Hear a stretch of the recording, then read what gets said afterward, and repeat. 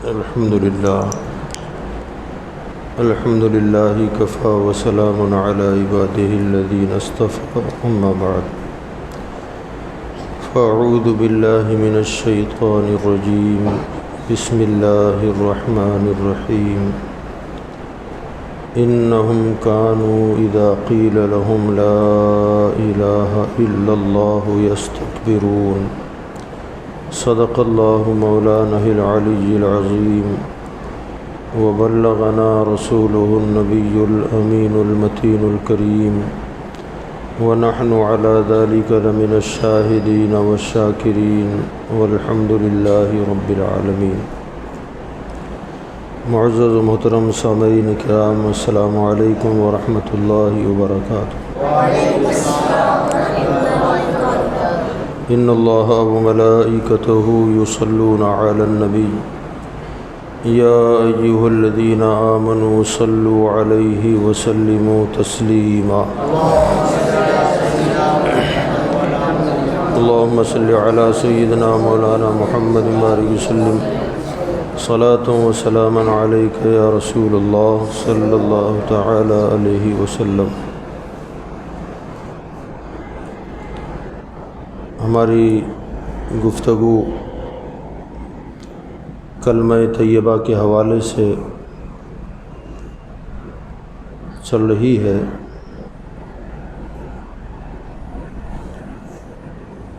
کلمہ شریف کے دو جز ہیں، ایک ہے لا الہ الا اللہ اور دوسرا حصہ ہے اس کا محمد الرسول اللہ صلی اللہ علیہ وسلم۔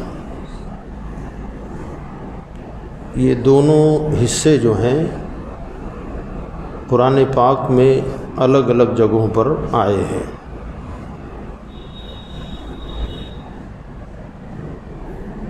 جس آیت کریمہ کو میں نے پڑھا اس آیت میں کلمہ شریف کا پہلا حصہ ہے، وہ سورہ صافات میں ہے۔ انہم کانوا اذا قیل لہم لا الہ الا اللہ یستکبرون۔ بے شک جب ان سے کہا جاتا ہے کہ کہو اللہ کے سوا کوئی عبادت کے لائق نہیں، یستکبرون تو وہ تکبر کرتے ہیں، اکڑ جاتے ہیں۔ اور کلمے کا جو دوسرا حصہ ہے محمد الرسول اللہ صلی اللہ علیہ وسلم، یہ حصہ سورہ فتح میں آیا ہے۔ محمد الرسول اللہ والذین معہ اشداء علی الکفار، کہ محمد صلی اللہ علیہ وسلم اللہ کے رسول ہیں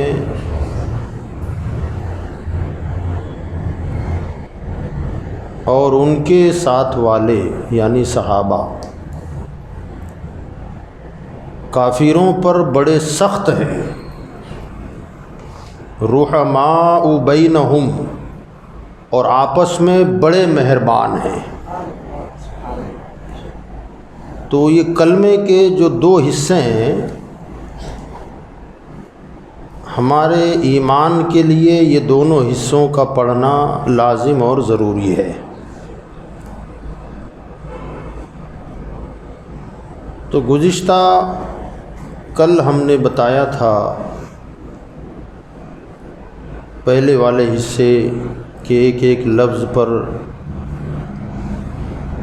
اس کی معانی کے حوالے سے۔ لا کا مطلب ہے نہیں،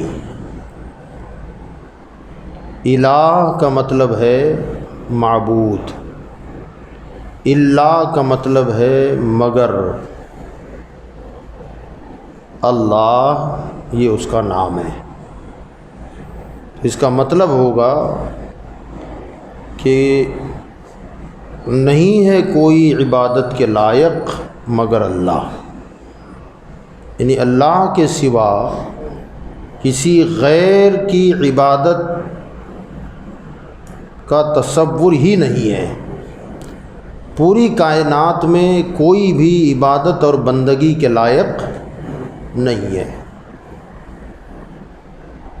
جتنی چیزیں ہیں دنیا میں، یہ ساری چیزیں اللہ کی قدرت کا مظہر ہیں، اور ان ساری چیزوں کو اللہ نے انسانوں کے فائدے کے لیے بنایا ہے، مگر ان سب کا بنانے والا اللہ ہے، ان سب کا خالق مالک اللہ ہے۔ تو عبادت کے لائق چاند، سورج، ستارے، جانور، سمندر، پہاڑ، درخت، یہ سب عبادت کے لائق نہیں ہے۔ عبادت کے لائق اللہ ہے۔ اس بات کو دل کی گہرائیوں کے ساتھ، دل کی تصدیق کے ساتھ، زبان سے اس کا اقرار کرنا مومن ہونے کے لیے لازم اور ضروری ہے۔ اگر کوئی زبان سے ہی کلمہ پڑھتا رہے مگر دل میں اس کی صداقت کا اسے اقرار اور اس کی تصدیق نہ ہو تو وہ بندہ مومن نہیں ہو سکتا۔ اس کا دوسرا حصہ ہے محمد الرسول اللہ۔ تو یہ دوسرے حصہ بھی جو ہے یہ محمد صلی اللہ علیہ وسلم، یہ حضور کا نام ہے۔ پھر رسول، یہ حضور کا مقام ہے، اللہ کے بھیجے ہوئے۔ رسول کے بعد ہے اللہ، محمد، رسول، اللہ، یہ الگ الگ کریں گے تو ایسا ہوگا۔ ہم جب ساتھ میں پڑھیں گے اس کو تو محمد الرسول اللہ صلی اللہ علیہ وسلم۔ تو جس طریقے سے اللہ تعالیٰ کے صفاتی نام بہت زیادہ ہیں مگر اس کا ذاتی نام ایک ہے، کل بتایا تھا، تو اس کا ذاتی نام کیا ہے؟ اللہ۔ ایسے ہی ہمارے آقا صلی اللہ علیہ وسلم کے صفاتی نام بہت ہیں، وہ رؤوف بھی ہیں، وہ رحیم بھی ہیں، وہ مالک بھی ہیں، مختار بھی ہیں، مگر ان کا ذاتی نام ایک ہے زمین پر، وہ ہے محمد صلی اللہ تعالی علیہ وسلم۔ محمد کا معنی ہوتا ہے جس کی بہت زیادہ تعریف کی جائے، الذی یحمد حمدا بعد حمد۔ محمد وہ ذات جس کی مسلسل تعریف ہوتی رہے۔ تو چونکہ یہ نام عربی ہے، محمد جو نام ہے یہ عربی نام ہے، اور حضور پیدا کہاں ہوئے؟ عرب میں پیدا ہوئے۔ اعلان نبوت کیا تو اس وقت مکہ والے دشمن ہو گئے حضور صلی اللہ علیہ وسلم کے،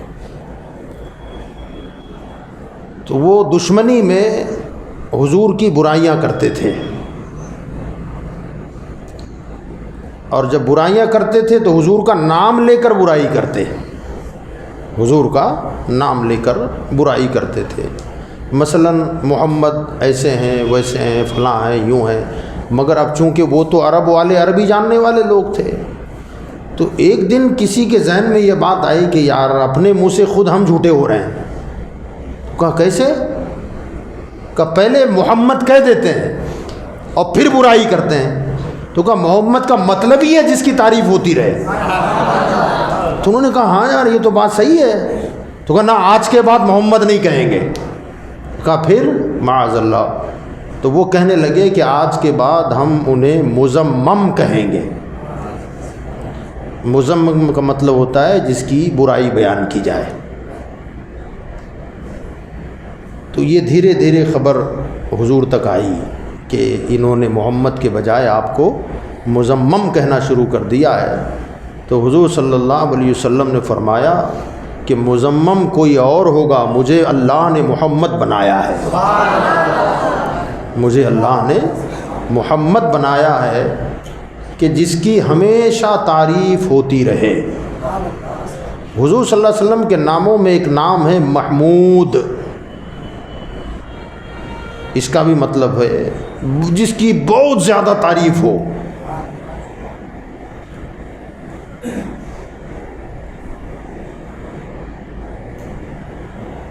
یہاں عقل یہ کام کرتی ہے کہ یہ جو نام ہے محمود، یہ حضور کا نہیں بلکہ اللہ کا ہونا چاہیے تھا، کیونکہ اللہ سے زیادہ کسی کی تعریف ہو سکتی ہے؟ کسی کی نہیں. حضور کی بھی ہم کرتے ہیں تعریف، مگر اللہ کے بعد بھئی سب سے بڑی ذات تو اللہ کی ہے، اللہ کے بعد پھر رسول اللہ کی ذات ہے.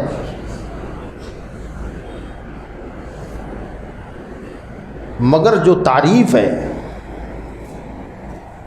حضور کی بڑی ہے. کیوں؟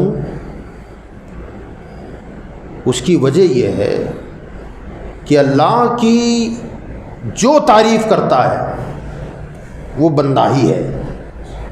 بندے تعریف کرتے ہیں. اللہ کی تعریف اگر حضور نے بھی کی تو حضور بھی تو اللہ کے بندے ہیں، اس کے رسول ہیں. مگر محمد کی تعریف خود اللہ کرتا ہے تو زیادہ کس کی ہوئی؟ جس کی اللہ تعریف کرے اس کی ذات، اس کی تعریف زیادہ ہے. بھئی اللہ جس کی تعریف کرے، اللہ جسے کہے محمد الرسول اللہ، محمد صلی اللہ علیہ وسلم اللہ کے رسول ہیں، قرآن میں اللہ نے بیان کر دیا، تو اللہ تعالیٰ اپنے حبیب صلی اللہ علیہ وسلم کی خود تعریف کرتا ہے. اور نہ صرف تعریف کیا کہنا، ہم درود پڑھتے ہیں حضور پر، اللہ فرماتا ہے میں بھی بھیجتا ہوں. ہاں قرآن میں ان اللہ وملائکتہ یصلون علی النبی، بے شک اللہ اور اس کے سارے فرشتے درود بھیجتے ہیں نبی پاک صلی اللہ علیہ وسلم پر. آگے اب ہمیں حکم دے رہا ہے، یا ایھا الذین آمنوا صلوا علیہ وسلموا تسلیما. اللہم صلی وسلم وبارک علی محمد. اے ایمان والو تم بھی میرے نبی پر درود بھی بھیجو اور سلام بھی پڑھو. دیکھیے اللہ تعالیٰ نے اپنے لیے اور اپنے فرشتوں کی جب بات آئی تو فرمایا میں اور میرے فرشتے نبی پر درود بھیجتے ہیں. اور ایمان والوں سے فرمایا تم خالی سنگل مقام مت کرنا، درود بھی پڑھنا اور سلام بھی پڑھنا. درود بھی پڑھنا ہاں اور سلام بھی پڑھنا. اس کے صیغوں پر بھی جب آپ غور کریں گے نا، جیسے کلمے پر اپنے غور کیا تو اس میں یہ ساری چیزیں آپ کو مل جائے گی. صاد لام واو صلو، اس کا معنی ہے درود. سین لام الف لام یا سین لام واو، یہ ہے سلام. صاد سے جب لکھیں گے تو درود کے معنی میں آئے گا، سین سے جب لکھیں گے تو سلام کے معنی میں آئے گا. تو آپ دیکھیں گے ان اللہ و ملائکتہ یصلون، یہ صاد سے ہے، علی النبی، اللہ اور فرشتے درود بھیجتے ہیں نبی پر. اور جب ایمان والوں کی بات آئی تو فرمایا یا ایھا الذین آمنوا صلو، یہ صاد سے ہے درود، علیہ وسلموا، یہ سین سے ہے سلام. یعنی اللہ فرماتا ہے میں میرے فرشتے درود بھیجتے ہیں، ایمان والو تم درود بھی بھیجو اور سلام بھی بھیجو. میں یہاں ایک بات آپ کو بتا دوں، زیادہ تر اہل سنت کے علاوہ، بھئی ہم آپ کون ہیں؟ اہل سنت. بولیں کون ہیں ہم؟ اہل سنت. ان کے علاوہ دوسری جماعت کے لوگ، ان میں بھی مولانا لوگ ہوتے ہیں نا، یہ بیان کرتے ہیں. آج کل لوگ کثرت کے ساتھ وہ موبائلوں پر بیانات سنتے ہیں. یاد رکھنا کسی کو بھی سن مت لینا، پہلے عقیدہ معلوم کرنا اس کے بعد سننا، سمجھے نا. کسی کی اچھی سی اچھی بات، بعض لوگ یہ شکایت کرتے ہیں اپنے کو اس کے عقیدے سے کیا لینا، اچھی اچھی لے لیں گے، بری بولا تو چھوڑ دیں گے. سنا ہے آپ نے؟ میں نے سنا ہے. ہوگا وہ آبی ہوگا، جماعتلا ہوگا یا کوئی ہوگا، اپنے کو اس سے کیا لینا دینا ہے؟ اچھی ہوگی وہ لے لیں گے، جو بری ہوگی وہ چھوڑ دیں گے۔ میری گزارش یہ ہے کہ اگر آپ کو اتنا علم ہے کہ اچھا کیا ہے اور برا کیا ہے تو پھر سننے کی ضرورت کیا ہے؟ ہاں؟ اتنی تمیز ہے آپ کو کہ اچھا اور برا آپ محسوس کر سکتے ہیں کہ یہ رانگ بولا، یہ صحیح بولا، تو پھر کسی کا بیان سننے کی ضرورت ہی کیا ہے؟ ہاں؟ مگر یاد رکھیں، حضرت سیدنا امام محمد ابن سیرین رحمۃ اللہ تعالی علیہ، امام محمد بن سیرین کون ہے معلوم ہے آپ کو؟ یہ امام اعظم ابو حنیفہ کے استاذوں میں سے اتنے بڑے امام، تابعی ہیں۔ امام محمد ابن سیرین تابعی ہیں۔ ان کے پاس ایک بدعقیدہ آیا، سننے جیسی بات ہے، ہمارے آپ کے لیے سبق والی بات ہے، جس کا عقیدہ بگڑا ہوا تھا، حضرت جانتے تھے کہ اس کا عقیدہ خراب ہے۔ وہ آیا اور کہنے لگا حضرت میں آپ سے ایک دو باتیں کرنا چاہتا ہوں۔ تو حضرت نے فرمایا نہ، مجھے تیری کوئی بات نہیں سننی ہے۔ پھر اس نے کہا کہ ٹھیک ہے، میری بات آپ نہیں سنتے، کوئی بات نہیں، میں حضور کی ایک دو حدیثیں سنانا چاہتا ہوں۔ تو آپ نے فرمایا نہ، مجھے تجھ سے حدیث بھی نہیں سننی ہے۔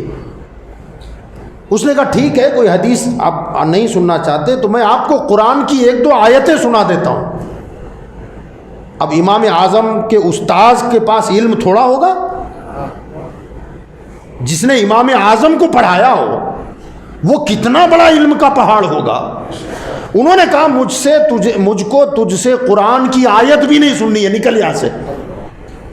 اب وہ جب چلا گیا تو حضرت کے جو اصحاب تھے ساتھ میں ارد گرد بیٹھے ہوئے، تو انہوں نے کہا کہ حضرت اس نے آپ کو ایک دو باتیں سنانے کے لیے کہا، آپ نے منع کیا، بات سمجھ میں آتی ہے، ہو سکتا ہے کوئی گمراہی کی بات بک کے چلا جائے، آپ نے انکار کر دیا، اچھا کیا۔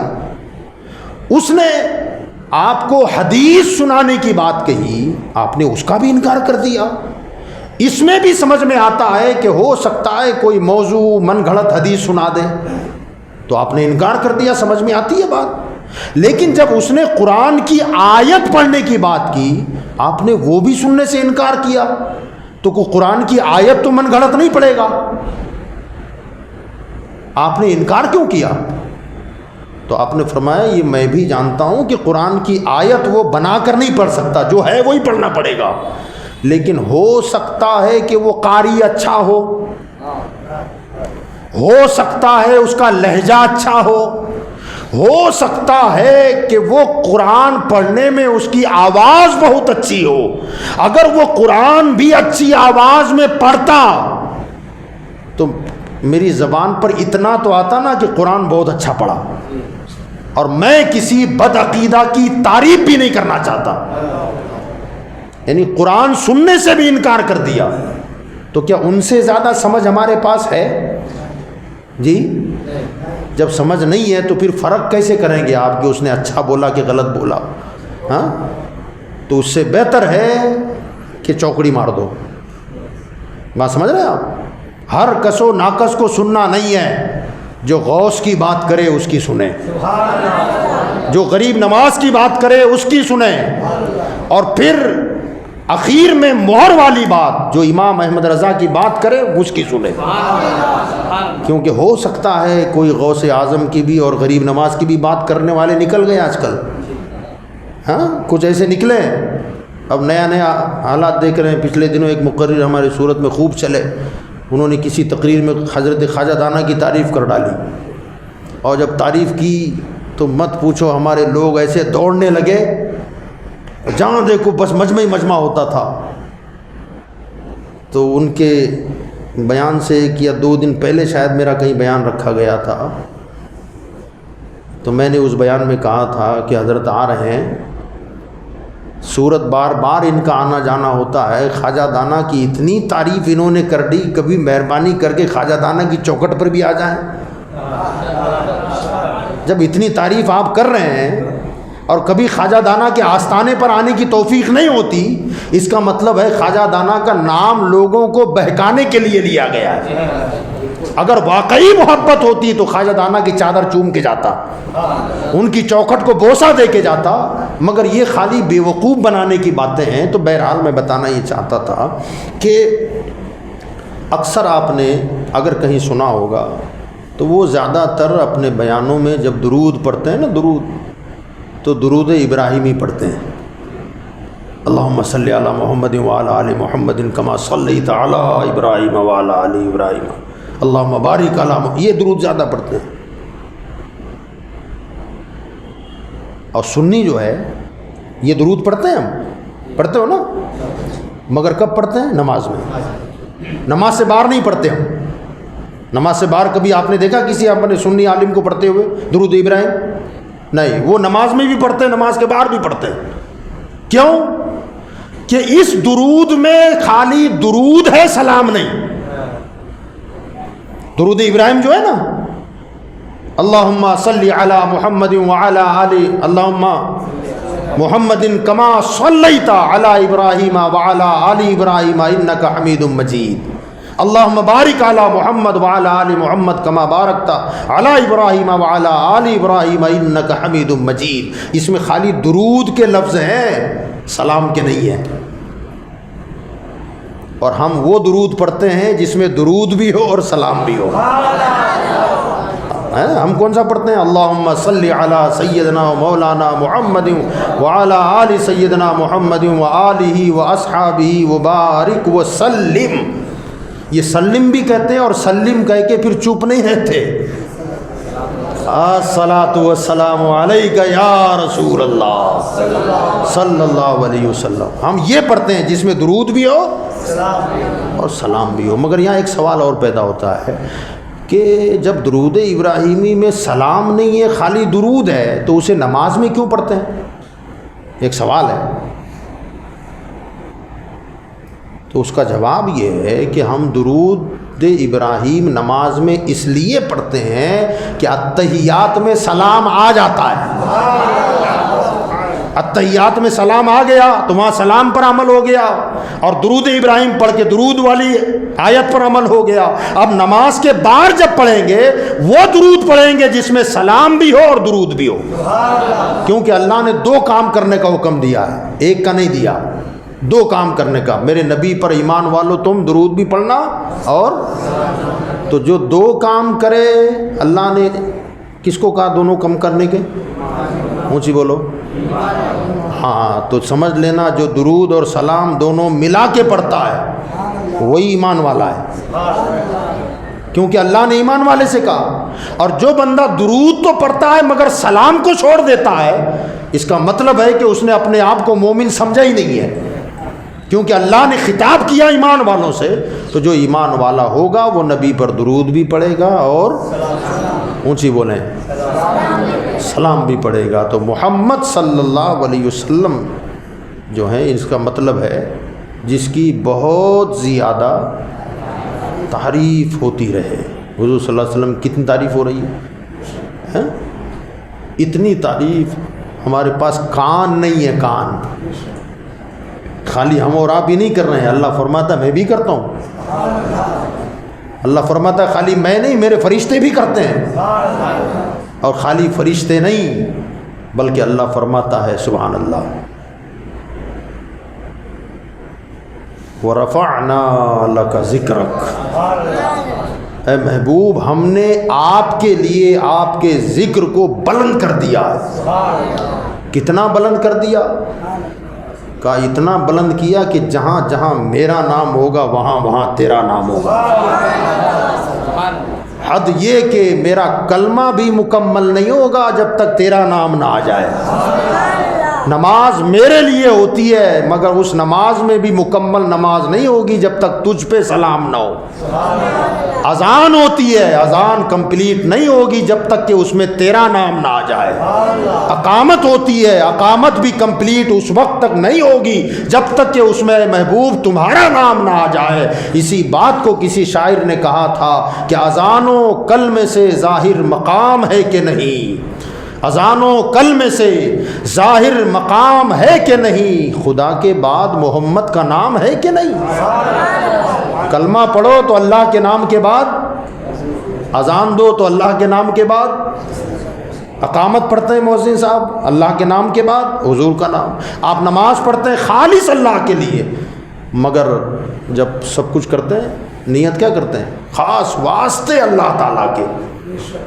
اب ساری نماز خاص کر دی اللہ کے لیے، تو قیام کیا، سورہ فاتحہ پڑھی، قرأت کری، رکوع میں گیا، سبحان ربی العظیم کہا، کھڑا ہو گیا، سجدہ کیا، 2 رکعت کمپلیٹ کر کے نماز مکمل ہو گئی، تو آخر میں کیا کرنا ہے؟ قاعدے میں بیٹھا، اب دامن پھیلا کے بیٹھ گیا، کتنے ادب کے ساتھ، گویا کام کر دیا، اب مزدوری مانگ رہا ہے،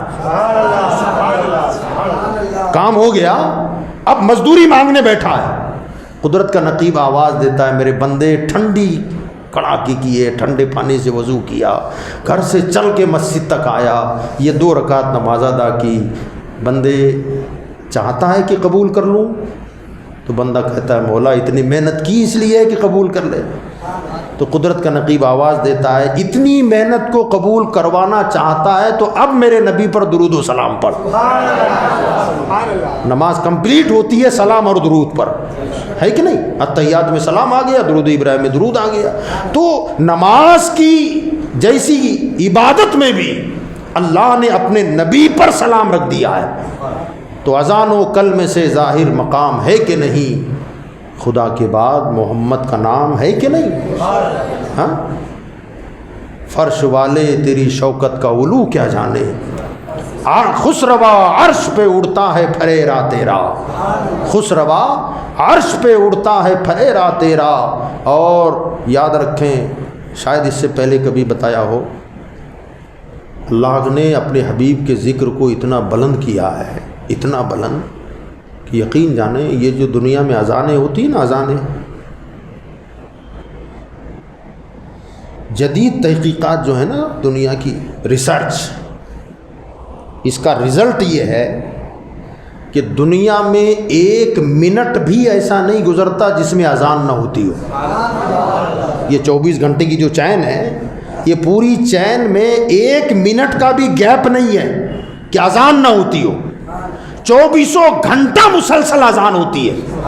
آپ کہیں گے مولانا یہ کیسا ہوتا ہے؟ تو ظاہر بات ہے، آپ جانتے ہیں کہ ہر جگہ ٹائم ایک نہیں ہے، یعنی مغرب اگر 7:05 پر ہمارے یہاں آفتاب غروب ہوتا ہے تو سورت میں 7:07 پر ہم اذان شروع کرتے ہیں، لیکن بھروچ میں بھی کیا 7:05 پر ہی اذان ہوتی ہے؟ 50 کلومیٹر جائیں گے نا تو وہاں ٹائمنگ میں ڈفرینس ہو جائے گا، پھر 50 کلومیٹر جائیں گے پھر تھوڑا بڑھ جائے گا، پھر تھوڑا بڑھ جائے گا، پھر تھوڑا بڑھ جائے گا، جیسے آگے جاتے جائیں گے آپ یہ ٹائمنگ میں تبدیلی آتی جائے گی۔ یعنی مطلب یہ ہوا کہ ہمارے یہاں اذان کمپلیٹ ہوتی ہے بھروچ میں شروع ہو جاتی ہے، بھروچ کی کمپلیٹ ہوتی ہے بڑودہ میں شروع ہو جاتی ہے، بڑودہ کی پوری ہوتی ہے احمد آباد میں شروع ہو جاتی ہے، احمد آباد کی پوری ہوتی ہے ادھر رتلام میں شروع ہو جاتی ہے۔ اب یہ سلسلہ ہندوستان بھر میں ہوتا ہی ہے۔ اب ہندوستان کی اذانیں کمپلیٹ نہیں ہوتی نا تو سورج ادھر امریکہ میں نکلتا ہے تو وہاں فجر کی ہونے شروع ہو جاتی ہے۔ یہ ساری دنیا کا چکر کاٹتا ہے سورج، تو گویا ہر منٹ پر اذان ہوتی ہے اور ہر منٹ پر مصطفیٰ کا نام بلند ہوتا ہے، اللہ کا بھی نام بلند ہو رہا ہے، رسول کا بھی نام بلند ہوتا ہے، اور یہ تو ہے اذانیں۔ امام احمد رضا کہتے ہیں سبحان اللہ، عرش پہ تازہ چھیڑ چھاڑ، فرش پہ طرفہ دھوم دھام، کان جدھر لگائیے تیری ہی داستان ہے، جدھر کان لگاتے ہیں ادھر حضور ہی کی تعریف ہو رہی ہے۔ جب جس کی تعریف اللہ کرے اس سے بڑھ کر بھلا کس کی تعریف ہو سکتی ہے؟ حضور صلی اللہ علیہ وسلم کا نام بولیں آپ، کیا ہے؟ بولیں نیکی ہے۔ حضور کا نام کوئی معمولی نام ہے؟ ہاں، یہ نام معمولی نہیں ہے، بولیں صلی اللہ علیہ وسلم۔ عبادت ہے، یہ نام لینا بھی عبادت ہے، اور ایسی عبادت کہ حضرت سیدنا موسیٰ علیہ السلام کے زمانے کا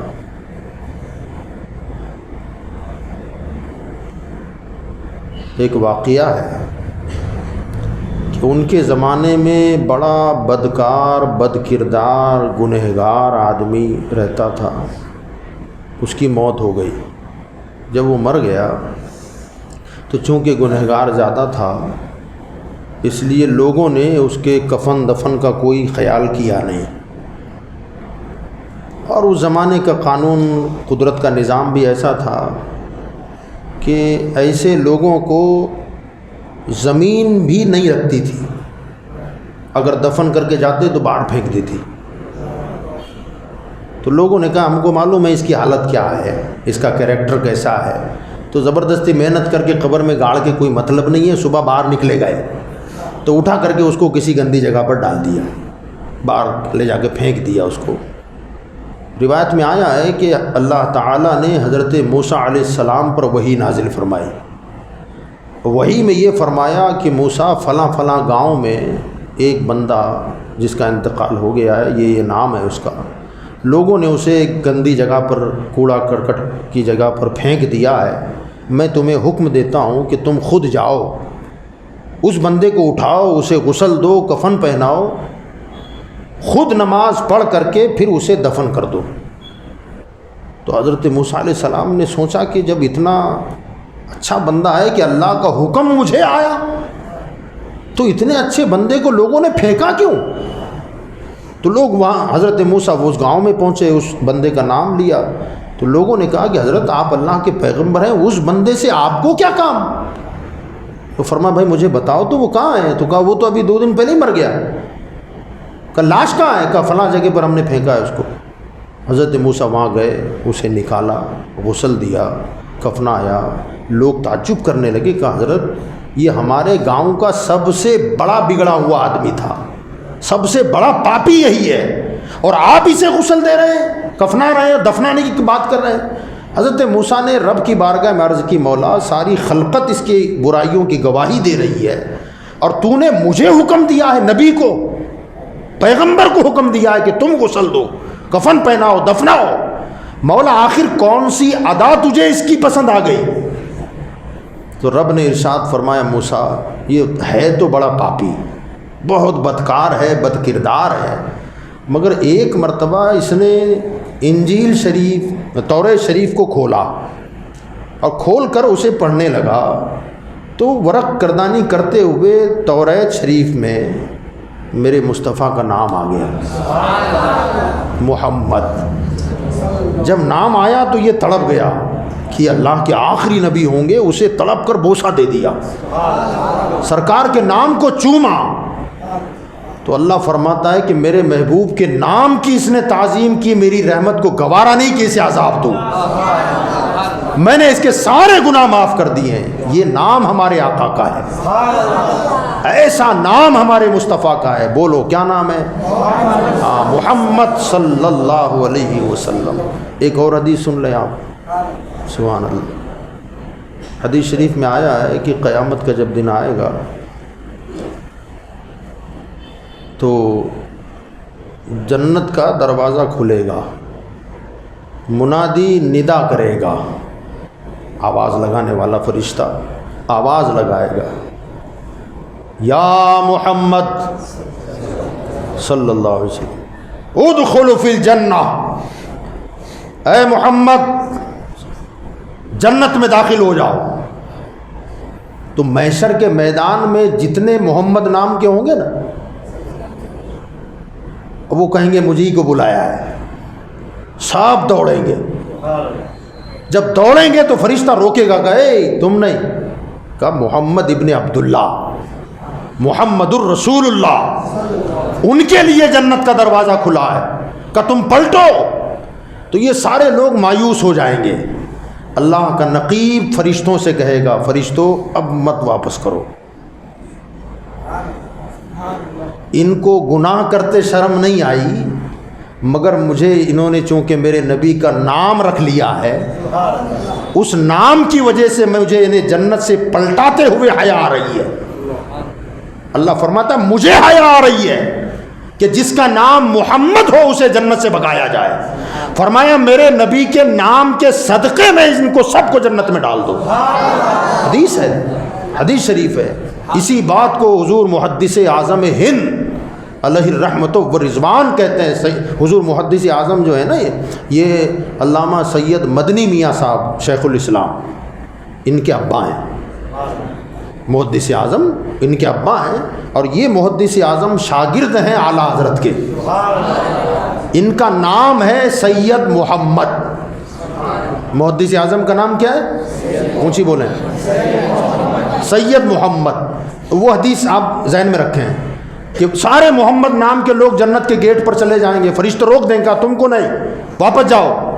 یہ تو اللہ کے رسول کو بلا رہے ہیں. اللہ فرمائے گا کہ انہوں نے نام میرے نبی کا رکھ لیا ہے, ان کو گناہ کرتے شرم نہیں آئی, مگر جنت کے دروازے سے ان کے واپس بھیجتے ہوئے مجھے حیا آ رہی ہے. میرے نبی کے نام کے صدقے میں ان کو جنت میں داخل کر دیا جائے. اسی بات کو محدث اعظم کہتے ہیں کہ میں صدقے اسم اقدس کے, میں قربان نام نامی پر تیرا ہم نام ہونا حشر کے دن میرے کام آیا. کیونکہ ان کا نام محمد ہے, سید محمد نام تھا. وہ کہتے ہیں میں آپ کے نام کے قربان جاؤں, میں آپ کے نام کے صدقے جاؤں کہ قیامت کے دن آپ کا نام رکھ لینا میرے کام آ گیا ہے. تو یہ حضور صلی اللہ علیہ وسلم کا نام گرامی اسم اقدس ہے. بہرحال یہاں ایک دو باتیں اور عرض کر دوں, ٹائم بولیں. پہلے والا حصہ جو کلمے کا ہے لا الہ الا اللہ, تو پہلے والے حصے کا جو آخری لفظ ہے وہ اللہ کا نام ہے نا, اللہ. بولیں آپ کیا نام ہے؟ اللہ. جیسی آپ اللہ کمپلیٹ کرتے ہیں نا کلمے میں تو فوراً محمد کا نام آتا ہے, فوراً حضور کا نام آ جاتا ہے. لا الہ الا اللہ محمد الرسول اللہ.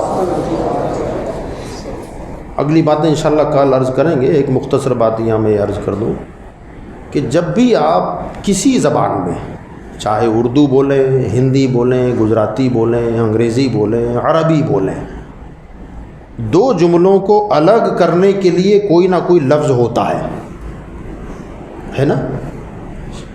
جیسے اردو میں یہ کہوں کہ مولانا وسیم محمد عرفان, دو آدمی کے نام لینے ہیں, تو کیا کہیں گے آپ کہ بھئی مولانا وسیم محمد عرفان آئے کمرے میں اور قرآن پڑھا, ایسا نہیں بولیں گے.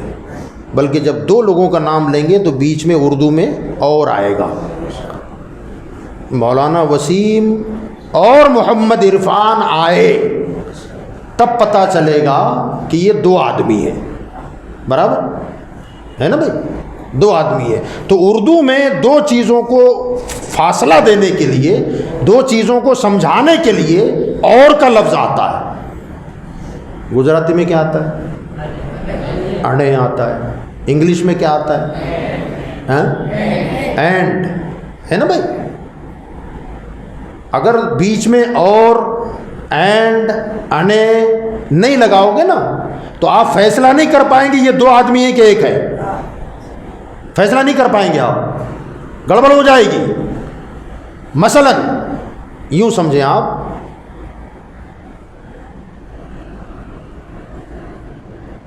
کہ مولانا اور محمد عرفان آئے, اس سے آپ سمجھ لیں گے کہ مولانا کوئی اور ہے اور محمد عرفان کوئی اور ہے, کیونکہ بیچ میں اور آ گیا. اور میں یہ کہوں کہ مولانا محمد عرفان آ گئے تو آپ یہ سمجھیں گے یہ محمد عرفان ہی مولانا ہے نا بھائی, کیونکہ دونوں کو الگ کرنے کے لیے اور کا لفظ استعمال نہیں ہوا. تو جس طریقے سے انگریزی میں دو کو حد فاصل کے لیے اردو میں اور لاتے ہیں, انگریزی میں اینڈ لاتے ہیں, گجراتی میں اڑے آتا ہے, ایسے ہی عربی میں واو لکھا جاتا ہے. کیا لکھا جاتا ہے؟ واو. تو جب دو کو بیان کریں گے نا تو کیسے ہوگا؟ لا الہ الا اللہ و محمد الرسول اللہ. جب واو آئے گا تو اس کا مطلب ہوگا اور. اللہ کے سوا کوئی عبادت کے لائق نہیں اور محمد صلی اللہ علیہ وسلم اللہ کے رسول ہیں. یہ دو باتیں ہوگی الگ الگ. تو عربی میں جب اور کرنا ہے تو بیچ میں واو لگانا پڑے گا. وہ محمد الرسول اللہ تب ہوتا ہے. اور ذرا دیکھیں آپ اللہ نے اپنے حبیب کی شان کو کتنی بلند کر دیا کہ جہاں واو کی ضرورت تھی نا اس کو بھی ہٹا دیا. کہنا واو بھی نہیں رکھنا ہے. کہ مولا واو کیونکہ پہلے والا کلمہ جب آپ پڑھیں گے نا حصہ پہلے کلمے کا تو پہلے والے حصے کا آخری لفظ اللہ ہے اور دوسرے والے حصے کا پہلا لفظ محمد ہے. اس کا پہلا محمد اس کا آخری اللہ. تو اللہ اور محمد یہ دو نام ہیں. ادھر کا جز ختم ہوتا ہے ادھر شروع ہوتا ہے تو وہ پہلے والا حصہ ختم ہوتا ہے لفظ اللہ پر اور دوسرا حصہ شروع ہوتا ہے لفظ محمد پر. اب بیچ میں اگر واو ہوتا نا واو یہ فاصلہ ہوتا دوری ہوتی تو اللہ فرماتا ہے میں واو بھی نہیں رکھنا چاہتا.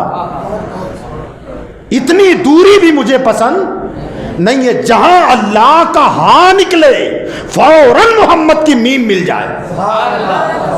تو جس ذات نے لکھنے میں واو کو بھی پسند نہ کیا اس ذات نے مصطفیٰ کو رکھنے میں کیا دوری پسند کی ہوگی. ہاں وہاں دوری نہیں ہے یار. اسی لیے استاذ زمن علامہ حسن رضا نے کہا تھا تم ذات خدا سے نہ جدا ہو نہ خدا ہو. تم ذات خدا سے نہ جدا ہو نہ. دیکھیے کتنی باریک بات کہہ گئے. کہتے ہیں جدا بھی نہیں اور خدا بھی نہیں. اے ہے تھوڑا غور کریں آپ. جدا خدا خالی نقطے کا فرق ہے. جیم کے نقطے کو اوپر لگا دو تو خدا ہو گیا. خا کے نقطے کو نیچے لگا دو تو جدا ہو گیا. ایک ہی نقطہ ہے نا. جدا اور خدا میں کتنا ڈفرینس ہے. خالی نقطہ نیچے اوپر ہے. وہ کہتے ہیں بہرحال اس طرف نہیں جانا ہے. وہ کہتے ہیں تم ذات خدا سے نہ جدا ہو نہ خدا ہو. اللہ ہی کو معلوم ہے کیا جانیے کیا ہو. ہم کیا اندازہ لگا سکیں کہ آپ کس مقام پر ہیں. بس اسی پر چھوڑتے ہیں کہ اللہ نے کتنا اونچا درجہ دیا ہے کتنا اونچا مقام دیا. تم ذات خدا سے نہ جدا ہو نہ خدا ہو. 11 بجے تو ذرا اشارہ کر دینا. بچ گئے. سن لیں آپ. جدا ہو نہ خدا ہو. دیکھیے یہ دو چیزیں ضروری ہیں تبھی ایمان کی روشنی آتی ہے. اگر نبی کو خدا سے جدا کر دیا تب بھی ایمان کی روشنی نہیں ملے گی. اور خدا سے مصطفیٰ کو ملا دیا تب بھی ایمان کی روشنی نہیں ملے گی. اس کو نوٹ کر لیں. نبی کو خدا سے ملانا شرک اور جدا کرنا کفر. جدا بھی نہیں کر سکتے اور ملا بھی نہیں سکتے. اگر روشنی چاہیے ایک مثال دے دوں آپ کو. یہ لائٹ جل رہی ہے روشنی ہے نا اجالا ہے. اس لائٹ کو جلانے کے لیے کتنے تاروں کی ضرورت ہے جی بولو. 2 نا. مگر دونوں کی صفتیں الگ الگ ہیں. دونوں کی صفتیں کیا بولتے ہیں اس کو جی سادی زبان میں کہہ لیں. ایک گرم ہوتا ہے ایک ٹھنڈا ہوتا ہے. ہاں ایک ارتھنگ ہے اور دوسرا جی ہاں نیوٹرل. وہ ارتھنگ فیز اور نیوٹرل. ایک گرم ہے ایک ٹھنڈا ہے. کوئی بندہ یہ سوچے کہ نہ میں 2 وائر سے چالو نہیں کروں ایک سے چالو کروں گا. پولو چالو ہو جائے گا چالو نہیں ہوگا. اور کوئی یہ سوچے کہ یار ایک ساتھ ساتھ کیوں رکھے دونوں کو ملا کے چالو کرتے. اب دونوں کو ساتھ جوائنٹ کر کے چالو کر دیا تو یہ بچے گا اڑا دے گا نا. تو دونوں کو ایک کرنے میں بھی خطرہ الگ کرنے میں بھی. ساتھ ساتھ رکھ نہ جدا کر نہ ملا نہ الگ کر نہ ایک کر. ساتھ ساتھ رکھ اور پھر اس میں ڈال کے بٹن چالو کر، تیری مسجد روشن ہو جائے گی۔ تو فرمایا لا الہ الا اللہ، یہ اس میں جلالت ہے، محمد رحمت والا ہے۔ یہاں بھی ٹھنڈا تارے، گرم تارے، ہاں وہاں بھی رب کا جلال ہے، مصطفیٰ کی رحمت ہے۔ اب ان دونوں کو ساتھ رکھ، الگ مت کر۔ الگ کیا تو وہاں بھی، الگ کیا تو وہاں بھی، اور ملا دیا تو مشرک کا پھر کیا بننا ہے؟ کا سنی بن۔ ہاں نہ الگ کر نہ ملا، دونوں کو ساتھ ساتھ رکھ۔ ملنے دیا تو خطرہ، خدا کو مصطفیٰ کو خدا کہہ دیا تو خطرہ، اور جدا کہہ دیا تو خطرہ۔ کب تم ذات خدا سے نہ جدا ہو نہ خدا ہو، اللہ ہی کو معلوم ہے کیا جانیے کیا ہو۔ تو اللہ نے کلمے میں بھی واو بھی برداشت نہیں کیا کہ یہاں واو بھی نہیں رکھنا ہے، بس میرا نام جیسے ہی مکمل ہو مصطفیٰ کے نام کی میم نکل جائے۔ اگلی بات انشاءاللہ کل سنیں گے۔ اللہ مجھے آپ کو اس کلمے کے فیضان سے مالا مال فرمائے۔ وما علینا الا البلاغ۔ کھڑے ہو جائیں اس وقت۔